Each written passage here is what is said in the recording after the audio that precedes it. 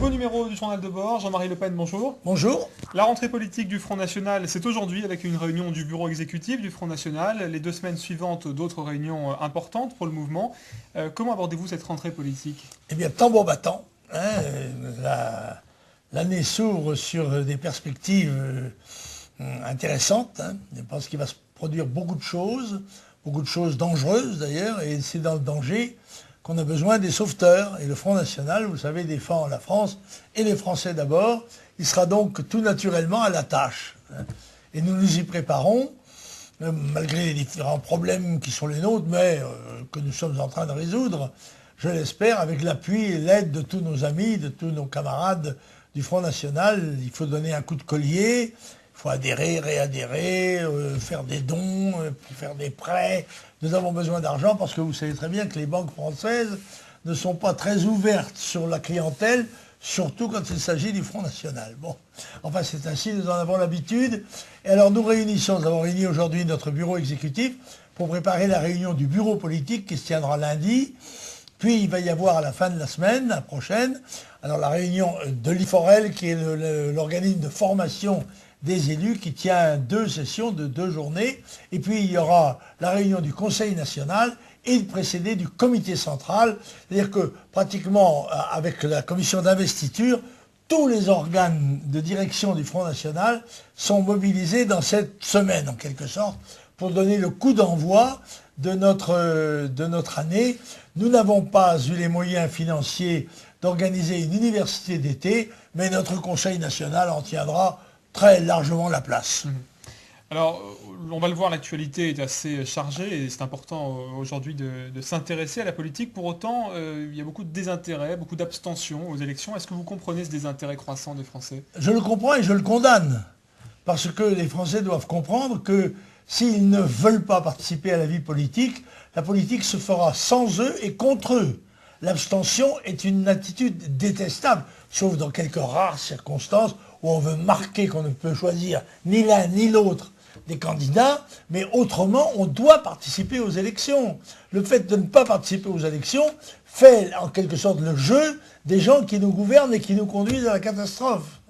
Donc vous trouvez important évidemment de voter pour des élections régionales, hein? Toutes les élections, qu'elles soient municipales, régionales, cantonales, nationales, présidentielles, le citoyen doit participer à la vie publique. C'est un devoir. Ce n'est pas une option, c'est un devoir, c'est de son salut, c'est de sa situation personnelle, familiale et nationale qu'il s'agit. Alors Jean-Marie Le Pen, on passe à l'actualité. Le gouvernement s'occupe de sécurité. Brice Hortefeux, ministre de l'Intérieur, a organisé une table ronde entre jeunes et policiers. Il va créer une équipe de conciliation avec un psychologue pour désamorcer les situations de crise et rappeler aux policiers les règles de courtoisie. Oui, mais ça c'est le violoncelle, écoutez. La loi est la loi, dura lex, sed lex, la loi est dure, mais c'est la loi. Le rôle de la police, c'est de maintenir l'ordre, c'est de faire régner la sécurité des citoyens, c'est de défendre les faibles et les victimes. Ce n'est pas d'entretenir des colloques, des conversations plus ou moins aimables avec des jeunes gens qui seraient mieux d'ailleurs au travail si la France était capable de leur donner du travail, ce qui n'est malheureusement pas le cas, et que ces espèces de leurres, ces espèces de poudre aux yeux que tous les politiques pratiquent en permanence. M. Sarkozy joue de ce violoncelle sécuritaire tous les 6 mois. Or, il est responsable de la sécurité de ce pays depuis 7 ans, puisque pendant 2 ans, il a été président de la République. Pendant les 5 ans précédents, il a été vice-premier ministre, ministre de l'Intérieur ou des Finances, dans des postes très importants. Je constate que ça va de mal en pis. Par conséquent, ce ne sont pas les conversations ni les colloques organisés par M. Hortefeux dans une atmosphère de convivialité. Ça n'est pas de convivialité dont le peuple français a besoin. Il a besoin d'ordre et de sécurité. Alors le gouvernement se vante aussi de s'occuper d'immigration. 17 000 étrangers renvoyés dans leur pays depuis janvier. Est-ce que vous êtes satisfait? Oui, 17 000 renvoyés sur 250 000 qui sont rentrés. M. Besson, qui est un socialiste militant, choisi comme tel et désigné comme tel comme ministre de l'immigration, bien évidemment, est favorable à l'immigration. C'est un immigrationniste, c'est un euromondialiste, et il a été choisi pour ce faire. Contrairement à ce qu'on dit quelquefois, les socialistes ne se sont pas ralliés à M. Sarkozy en changeant leur fusil d'épaule. C'est M. Sarkozy qui a changé son fusil d'épaule. Et quand il a 6, 7 ou 8 ministres ou pseudo-ministres dans son entourage, ce sont ceux-ci qui sont chargés de mener la politique de gauche que M. Sarkozy impose à la France alors qu'il a été élu justement pour une politique exactement alternative de celle-là. Et l'ouverture à Philippe de Villiers, par exemple? Nous ne sommes pas étonnés. Nous connaissons bien l'attitude ambiguë du président du Conseil général de Vendée, monsieur le vicomte de Villiers, lequel est toujours entre le zig et le zag. Il se prétend le flotteur droit de la majorité, flotteur un peu percé les temps derniers, mais selon les élections, il est contre la majorité, mais dans d'autres élections, il la favorise. Il est tantôt sur un pied, tantôt sur l'autre. Ça ne trompe personne, ça a un gros avantage, c'est que le ralliement de M. Nious et de M. Villiers lève une équivoque. Il n'y a désormais plus, dans l'opposition nationale à la politique de Sarkozy, il n'y a plus que le Front National, lequel, depuis 40 ans, reste fidèle à sa ligne, toujours ardent à la défense de la France et des Français d'abord. Enfin, le gouvernement s'occupe aussi du porte-monnaie, hein, évidemment, avec l'annonce de la taxe carbone.